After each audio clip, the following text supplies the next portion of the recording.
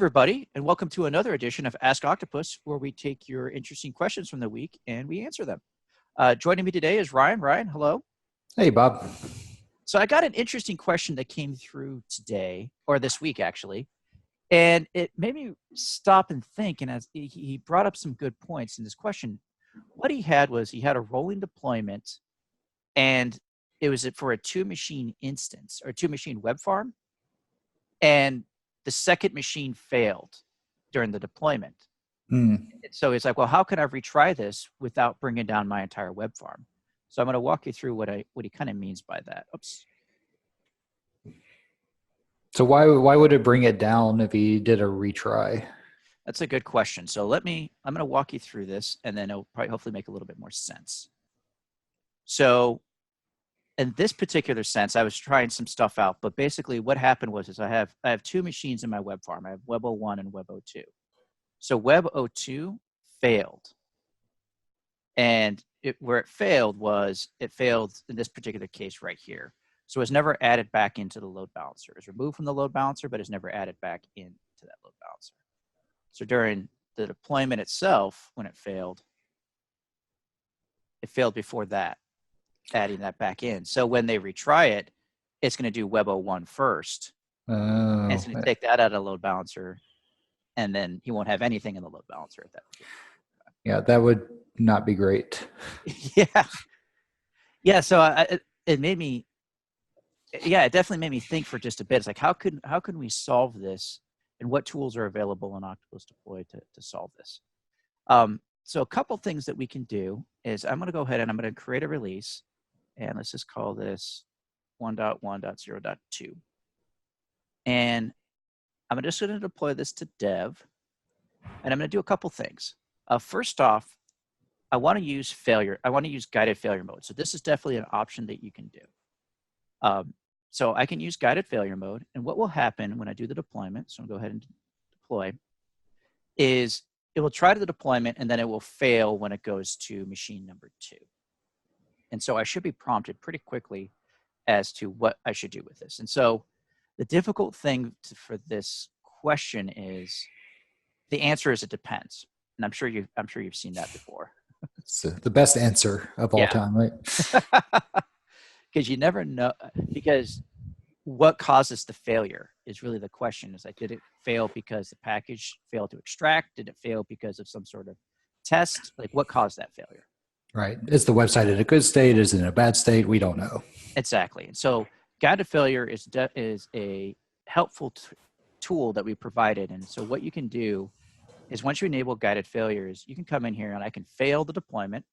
I can retry. So maybe it was a bad connection, or maybe it was, in the case of like a database, maybe there was a permissions issue or something like that. So I could come in here and I could retry doing that deployment, and it will try again. And now, is it going to retry just that one machine? I believe so, yes. So yeah, we could. Yep, so I think it failed again. Yep, it failed again. Okay. Yeah, so it does. So in this case, it wouldn't go back and run through the first machine again. Yep, so you can see right here, remote skip failed with this exit code, guidance received, retry. So then it's going to try a retry attempt 1 of 10. Well, we don't want to do that. And I could come in here and I can say exclude this from deployment, or so exclude that machine from deployment.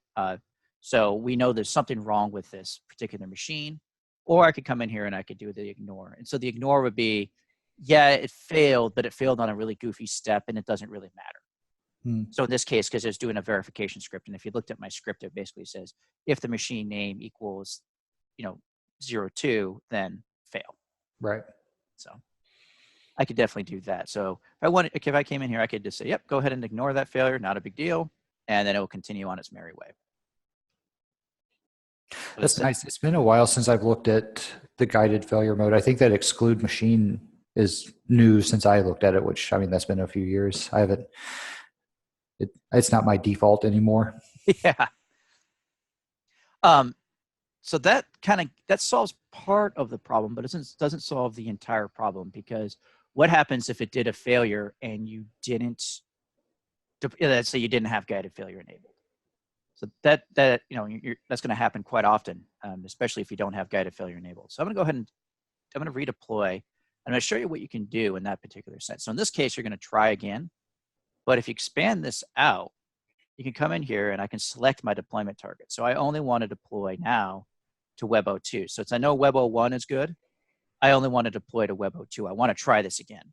Mm-hmm. So I'm going to go ahead and I'm going to deploy that. And it's going to fail again because that's just the way that my script is written. And guided failure will be enabled again. But this is just a way that you can try that deployment again, but you can skip Web 01 and it'll keep your web farm at least running and humming along.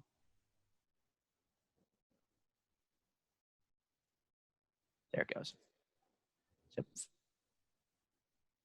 Oh, so that's interesting. Oh, I didn't have guided failure enabled.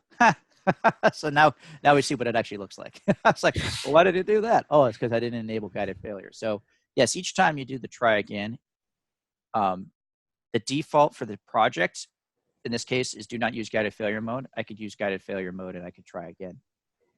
If you want to change that, is you have a couple places you can change the guided failure mode for the project. You can come into settings and you could say, I want to use guided failure mode always, or use the default setting for the target environment. So in the infrastructure page, I'm going to go ahead and discard the pages.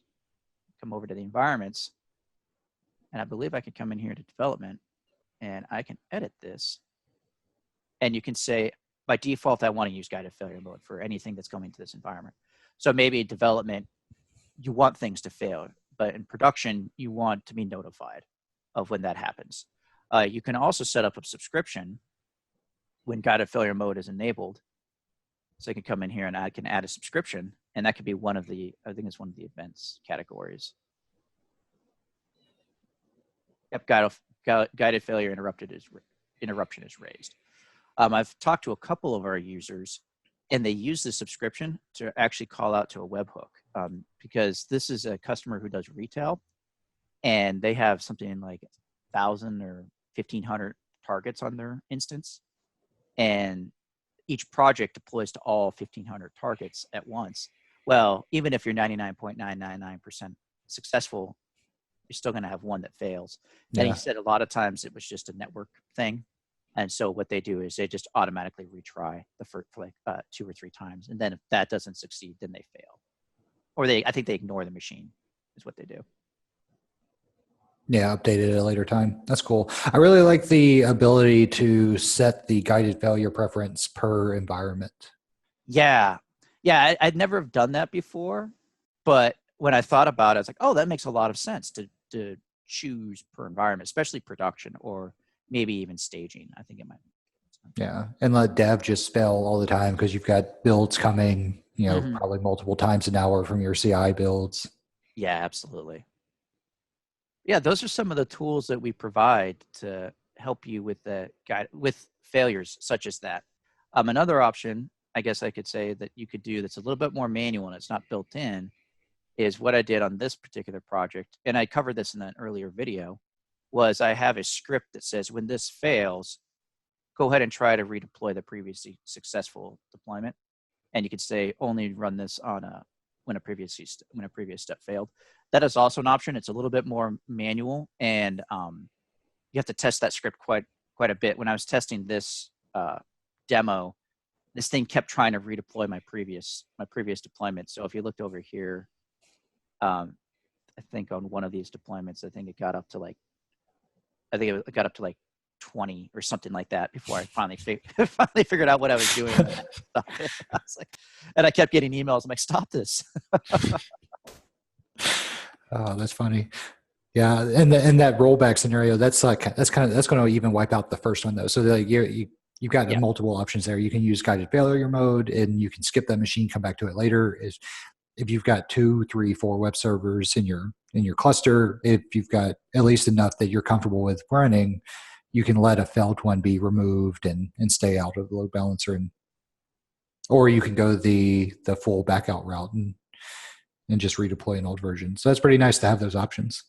Yeah, I think it definitely adds a lot of flexibility, and it really helps answer that it depends, because it always depends. And this gives you the options to kind of pick and choose your answer each time. Cool. Yeah. So thank you everyone again for joining us today. If you have an interesting question you want us to answer, please submit it to us at hello.octopus.com/askoctopus or email us at support@octopus.com. We'd also love to chat with you, so please join us on Slack at octopus.com/Slack. Thank you, Ryan, for joining me today. It was a lot of fun. Yeah, thanks, Bob. That was a good demo. Thank you.